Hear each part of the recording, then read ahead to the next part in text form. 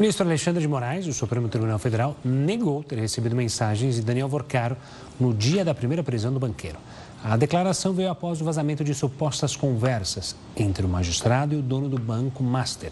A repórter Gabriela Milanese está em Brasília e tem mais detalhes sobre esse caso. Uma boa noite, Gabriela. Qual foi o posicionamento do Supremo sobre toda essa história? Oi, Gustavo. Muito boa noite para você, para a Daísa, para quem nos acompanha em casa. Olha, o vazamento dessas mensagens de Daniel Worcaro tem dado o que falar não só aqui em Brasília, mas em todo o Brasil. Isso porque não foram apenas mensagens que citam autoridades ou políticos, como nós mostramos ontem, que Worcaro dizia para a namorada que iria encontrar Alexandre de Moraes no interior de São Paulo, falou do senador Ciro Nogueira, que era muito amigo dele, também citou em outra conversa ali alguns funcionários concursados do Banco do Brasil que, em tese, prestariam uma espécie de consultoria para ele. Mas o vazamento dessas mensagens foi além e trouxe à tona mensagens muito delicadas, muito íntimas, com até então namorada Marta Greff. Essas mensagens que foram vazadas então, fizeram com que a defesa de Daniel Worcaro entrasse nessa história e pedisse para que o ministro André Mendonça, que é o relator desse caso no STF, investigasse como essas mensagens vazaram. Inclusive, a Polícia Federal já emitiu uma nota aí dizendo que eles são sigilosos com todas as informações e que eles usaram nessa quebra de sigilo telefônico, né?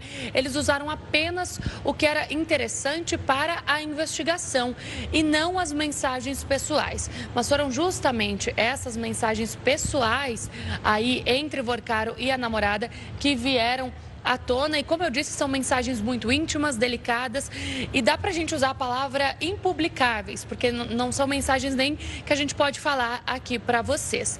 A Polícia Federal, sobre esse vazamento, disse que é muito sigilosa, contudo, mas de qualquer forma o ministro André Mendonça mandou que a Polícia Federal, sim, investigue esse vazamento.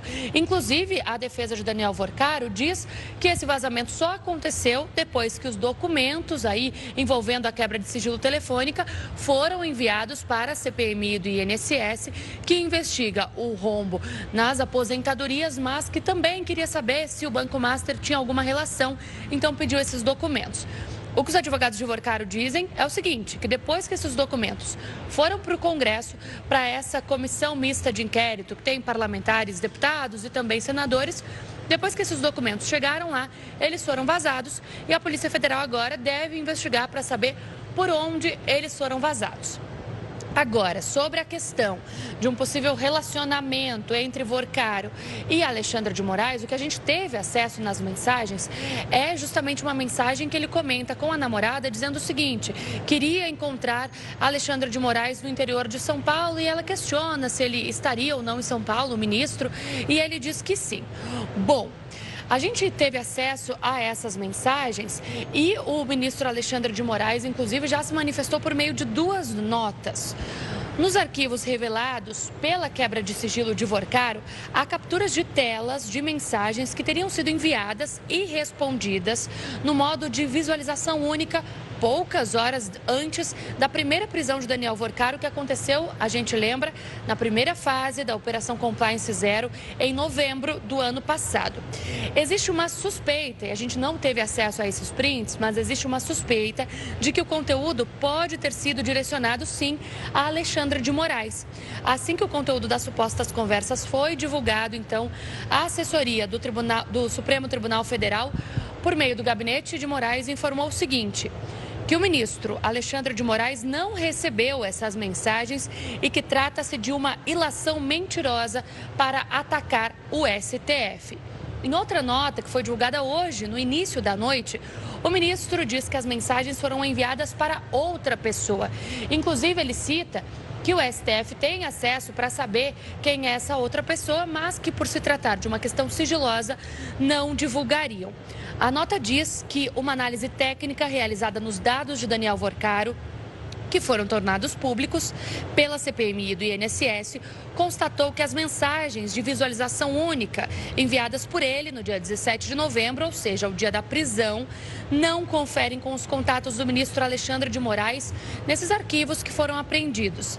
A nota diz ainda que a mensagem e o respectivo contato estão na mesma pasta do computador de quem fez os prints, no caso, Daniel Vorcaro, e que fica demonstrado que as mensagens estão vinculadas a outros contatos telefônicos no computador de Vorcaro e jamais são do ministro Alexandre de Moraes. A manifestação, então, acontece depois do vazamento de parte do material que foi obtido pela CPMI do INSS. Como eu disse, nós não tivemos acesso a esses prints específicos que mostrariam essas mensagens de visualização única supostamente enviadas por Alexandre de Moraes. O que a gente tem acesso é uma pasta no bloco de notas que ele teria escrito essas mensagens. Mas a gente vai mostrar aí para vocês o que a gente tem então. O Vorcaro diz, que fez uma correria para tentar salvar, fez o que deu e vai anunciar parte da transação. Mais tarde, então, em mensagens, Vorcaro entra em contato de novo e pergunta: alguma novidade? Conseguiu ter notícia ou bloquear? Essas são as mensagens, então, que supostamente Vorcaro teria mandado ao ministro Alexandre de Moraes. Essa operação que Vorcaro se refere aí nessas mensagens seria a respeito da venda do Banco Master para o grupo Fictor, que foi anunciada no mesmo dia, 17 de novembro, no valor de 3 bilhões de reais. A operação, é claro, não foi concluída, porque Vorcaro foi preso nesse dia, inclusive, de acordo com a investigação da Polícia Federal, ele estaria tentando fugir do Brasil naquela situação ali. E o Banco Central decretou a liquidação extrajudicial do Banco Master. Hoje, atualmente, o Grupo Fictor está em recuperação judicial com dívidas estimadas em 4 bilhões de reais.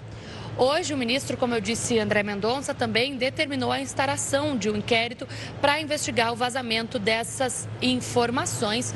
E, é claro, isso deve vir à tona já nos próximos dias para a gente saber se a Polícia Federal vai ou não chegar a essas pessoas que vazaram esses documentos e se realmente isso foi vazado pela CPMI do INSS, que, como eu disse, a CPMI do INSS é uma comissão mista entre senadores e deputados e investiga o escândalo do INSS, aquele rombo contra os aposentados.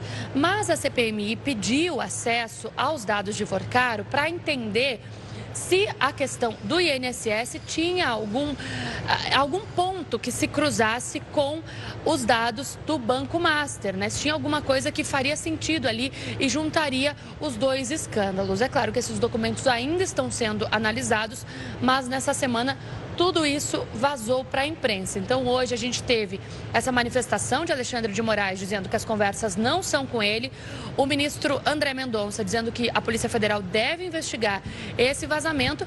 E, além disso, como vocês já mostraram, a transferência de Vorcaro, que foi algo cinematográfico, Trazido, então, de um presídio de São Paulo, interior de São Paulo, conhecido como o novo presídio dos famosos, aqui para Brasília. E só para amarrar tudo isso, ele vai ficar 20 dias em uma cela para fazer um período probatório, dá para a gente chamar assim.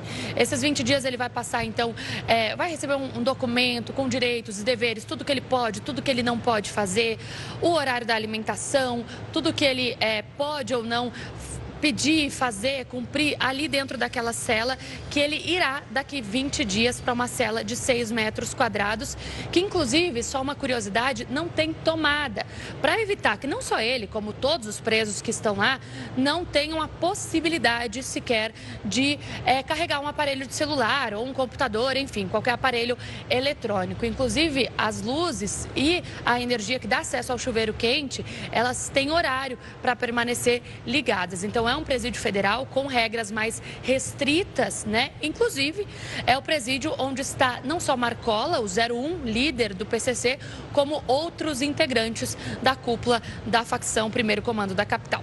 Volto com vocês aí no estúdio. Gabriela, muito obrigada pelas informações. Um bom trabalho para você aí em Brasília. Uma ótima noite, viu?